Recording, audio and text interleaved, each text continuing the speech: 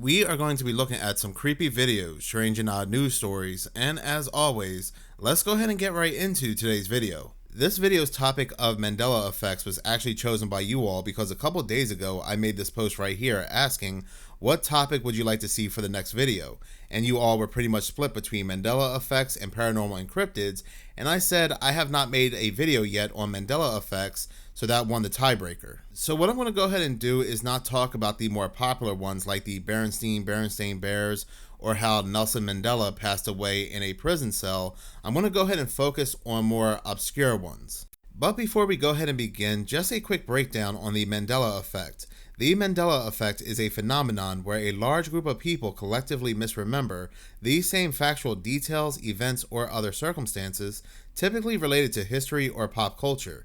It's characterized by a shared false memory that feels remarkably strong and pervasive among those affected. There are those that say all these people are just simply misremembering. There are others that blame CERN, saying CERN puts us in other dimensions, and the more recent that AI is changing our history. But with that out of the way, the very first Mandela effect I do want to go ahead and talk about is the American eagle. Now, if you are like me and thought that the American bald eagle was the United States national bird for centuries, ever since the 1700s, well, we both were wrong. Because the American bald eagle was never the national bird. Matter of fact, the American bald eagle just became the national bird in 2024 after being signed into law by Joe Biden. Yes, you heard that correctly. The United States never had a national bird, and it definitely wasn't the American bald eagle until as recent as 2024. Now, there will be some people that will say that the American bald eagle was just a symbol and not a national bird, but there may be some Mandela effect residue here that may say otherwise. For example, this very important website right here that goes on to say, the bald eagle has been the national bird of the United States since 1782. When it was placed with outspread wings on the Great Seal of our country, it appears in many government institutions and on official documents, making it the most pictured bird in all of America. This website is none other than a government website, the Veteran Affairs, the VA. So wouldn't they know whether or not the American eagle was a national bird and when? But apparently the VA, the government, has misremembered like most of us in believing that the American eagle was always the United States national bird since 1782. But apparently that wasn't the case. So the question happens to be, did we shift timelines, or is it the fact that we all just did not know any better, including the Veterans Affairs? This next Mandela effect on the list really weirded me out, and it has to do with the 1930 oil painting American Gothic by American artist Grant Wood. For most of us that remember this painting, we know of this older gentleman here holding this pitchfork, and standing right next to him is his older wife with gray hair in a bun, also facing forward. You can probably imagine that right now, but apparently that is never how the painting looked. Standing next to this older gentleman is a much younger woman who happens to be his daughter. No longer is it his wife. What is even more interesting is that out of nowhere, this painting has an explanation by the painter himself. The explanation goes on to state that the painting was reproduced in various United States newspapers, often with the caption, "An Iowa farmer and his wife, Nan, the painter's sister, began telling people that her brother had envisioned the pair as father and daughter, not husband and wife." Wood, the painter himself, he was vague about the issue until 1941, when he stated in a letter that the prim lady with him is his grown-up daughter. You can find this original sketch on the painting's website, AmericanGothicHouse.org. In the original pencil sketch, you can clearly see that the woman's face is looking forward, and it looks like he was drawing her to have a bun in her hair. So the question happens to be, why would he change just the woman on the original pencil sketch, and why does the original sketch look more like the final outcome of what we are familiar with the painting looking like? This next Mandela effect will always creep me out, and it has to do with CERN's logo. If you have been subscribed to my primary channel for quite some time, Minutes of Horror, you will know that I have made plenty of videos on CERN. CERN is basically my arch nemesis on that channel. So one day I happened to have been taken back when I was making a video on them about the April 8th solar eclipse, and I noticed that their logo just happens to look very off. CERN's logo has always appeared to look like a 666, yet now for whatever reason, with the addition of these two extra lines, this line right here and this line right there, it kind of masks the fact that it looks like a 666 and looks like something else altogether. What is even more interesting is that CERN's Taylor Swift particle Clara actually makes a reference to people seeing the numbers. Now, she doesn't outright state or talk about the 666, but just take a look at this video clip. You start to see how the design of the CERN logo came about. So there you have it. The CERN logo is a simplified drawing of that diagram I just showed you. And for people who think they see numbers in this diagram, there are 2 circles and 5 lines that come from the logo. So I'm not entirely sure how you get 3 numbers out of that. Anyway, if you have more questions about particle physics, let me know. Oh, she knows she's trolling. The reason why she can't see those 3 numbers happens to be because of the additions of those 2 extra lines. When people say they see those 3 numbers, they're talking about the 666, when they saw the logo just having 3 lines as opposed to 5. That is the thing I hate about CERN. They'll say the thing we're all talking about and they'll act coy about it, or they'll say something completely off the wall and act like we're not supposed to make a big deal about it, like when they said they discovered magic. There are even websites out there that mention the CERN logo change, like this website right here, where they go on to say how the original logo looked more like a 666, but the new logo looks more like a 66666, 5 sixes as opposed to 3. When you think of attacks that happen in the United States, more specifically attacks that have happened in New York, you would instantly think of what happened back on 9/11. But did you know there was an attack in New York that was so horrific that it actually had one of the largest artificial non-nuclear explosions in history? This explosion was called the Black Tom Explosion, and the Black Tom Explosion was an act of arson by field agents of the Office of Naval Intelligence of the German Empire to destroy United States-made munitions that were about to be shipped to the Allies during World War I. Now here's what's interesting. The explosions occurred on July 30th, 1916 in New York Harbor, and it actually ended the lives of 7 people and wounding hundreds more. And this explosion also caused significant damage to the Statue of Liberty. But what I don't understand is that the United States did not join World War I until April 6, 1917, almost a year after this explosion had taken place. Matter of fact, if you were to look this up even further, the primary motivations for U.S. entry were Germany's renewed unrestricted submarine warfare against all ships, including merchant vessels, and the interception of the Zimmermann telegram. The sinking of the British passenger ship the Lusitania in 1915, where 128 Americans had lost their lives, was also factored in when it came to Germany's unrestricted submarine warfare. But never once was the Black Tom explosion ever factored in. That's what I find to be odd. It also caused damage of military goods worth some $20 million, which would be $580 million in today's world. What is even more interesting is that the Statue of Liberty's torch was closed to the public after the explosion due to structural damage, which is a given, but access was not open even after the 1984-1986 restoration, which included repairs to the arm and installation of a new gold-plated copper torch. But if you were to go to the Statue of Liberty's website, statueofliberty.org, to see why the Statue of Liberty needed restoration in the first place, it goes on to say that the foundation, working with its public partner, the National Park Service, first tackled the restoration of the Statue of Liberty after almost a century weather, pollution, and sightseeing had left Lady Liberty's torch in need of replacement and her crown's rays in need of strengthening. Listen to this part. It says, "We've restored Ellis Island, supported Lady Liberty through 9/11 and Hurricane Sandy, and created a series of meaningful testaments to the role of immigration in America, including the American Immigrant Wall of Honor, the American Family Immigration History Center, the Peopling of America Center, and Statue of Liberty Museum, which the foundation opened in 2019. But nowhere on this website, nowhere in this article mentions how the Statue of Liberty was involved in one of the worst non-nuke explosions in history. But you can actually read about the Black Tom 1916 bombing on the FBI website, fbi.gov. This article goes on to say, "It was still dark in Manhattan on a Sunday morning, July 30th, 1916, when the sky suddenly exploded with an unnatural brilliance." The article goes on to say that 2 million pounds of war materials packed into train cars had blown up in the Black Tom Railroad Yard on what is now a part of Liberty State Park.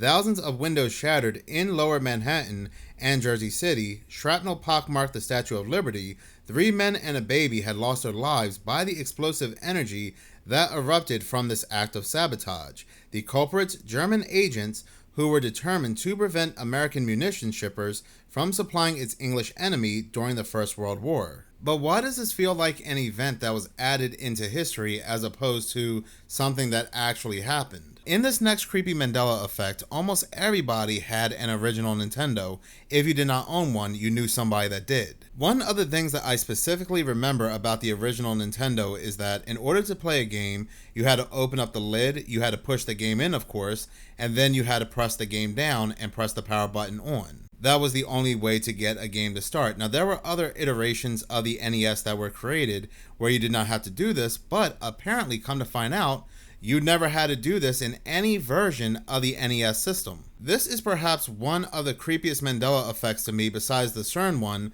because I remember this like it was yesterday. Matter of fact, it has even come out that pushing a cartridge down into the system can actually cause unnecessary stress on the 72-pin connector and potentially damage it over time. You know you don't actually have to push down the NES cartridge in order for it to play, and let me show you why. And the reason is, the game already makes contact with the console just by sliding in the game. Pushing it down doesn't actually do anything, and in fact, it's even better to not push it down as it causes less stress on the pin connector. What? I said what? Not only did you not have to push the game down, but it would damage the system if you did. What universe am I living in? Even the original instruction manual tells you press down on the game pack until it locks into place and close the chamber lid. So why now all of a sudden does doing so damage the system? If you do have the original system, not the iterations that came out afterwards, but the original that came out back in the 80s, please do let me know if you have to press the game down in order for it to start, because everything that I'm reading says that you do not have to anymore. Now, almost everybody is familiar with the Forrest Gump Mandela effect, where he supposedly said, life is like a box of chocolates, but in actuality, he says life was like a box of chocolates. But did you know there's actually a second Mandela effect in this movie that people are currently talking about, and it has to do with this scene right here involving the Black Panthers. Jenny introduces her new boyfriend Wesley to Forrest. Wesley hits her, Forrest sees this, and they end up getting into a fight. Now after the fight ends, Forrest Gump says something to the Black Panthers. Does he say, sorry I ruined your Black Panther party? Or does he say, sorry I had a fight in the middle of your Black Panther party? Now if you are like me and pick sorry I ruined your Black Panther party, you are completely wrong. He never says this. Sorry I had a fight in the middle of your Black Panther party. Multiple people, many people who leave comments after watching this clip say that this can't be the original version because they specifically remember him saying, I'm sorry I ruined your Black Panther party. And again, he never said that. Wait until she finds out Richard Simmons never wore a headband. Stop. What do you think they did? Like, went through the whole internet and scrubbed every photo of Richard Simmons ever wearing a headband? That's crazy.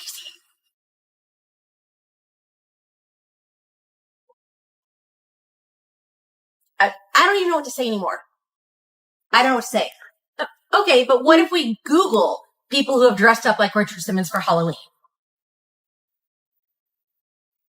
What if we try to buy a Richard Simmons costume now?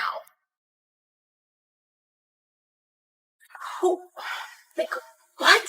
Why? Why are they rewriting our history? You know that scene in Back to the Future where Marty McFly's like hand is disappearing? He's looking at a picture because like history's changing at that moment. Is that what's happening? They're trying to make us look crazy, and it's gonna work.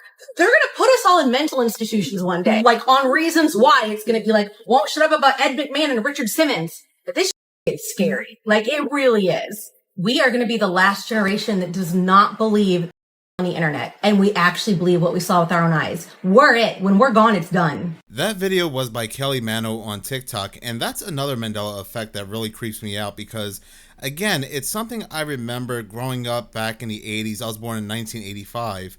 Growing up seeing Richard Simmons on TV working out and remembering him wearing a red headband. Matter of fact, I used to think that his red headband was his trademark. Yet, in almost every picture, every photo of Richard Simmons, you cannot find him wearing any headband whatsoever. But what is odd is the fact that you can find people that are dressing up like Richard Simmons and they all wear a headband. more specifically, a red one.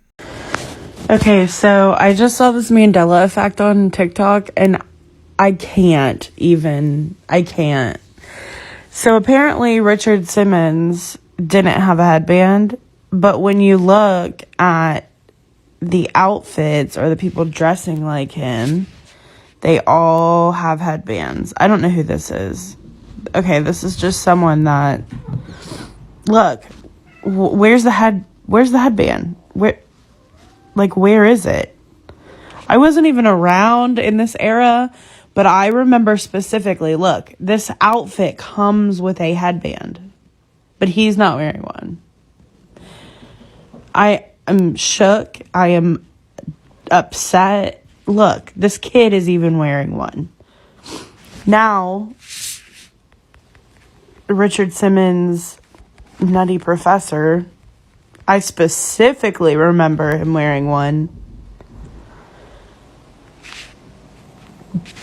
Apparently not. This makes me so upset. Wrong timeline, guys. We're in a different reality yet again. Okay, so I just saw this Mandela. This creepy Mandela effect comes from Carla Elliott 820 on TikTok, and I have to say it's kind of a crazy one because I remember just as she remembers. And if you're an 80s or 90s baby, even 70s baby, 2000s baby, maybe, you're going to be blown away because this is not right at all. Like, what is going on? Let's get into it because this is crazy, crazy, crazy. Before I get into this, a follower told me about this. So I'm going to ask y'all a question. Where do you remember the Energizer Bunny's battery being located on his body? If you remember it being on his back, you're wrong. It's now in his leg. I thought maybe they rebranded it or they're coming out with some kind of new marketing strategy. But no, because as you can see from 1994, it's in his leg. What? What is going on? But it gets better. It's always been in his leg, apparently. No, ma'am, no ma'am, no ham, no turkey, no brisket, no nothing. No, it hasn't. Babe, where do you remember his battery being? On his back. On his back. Okay, on his back. He said on his back too. No, this is not right.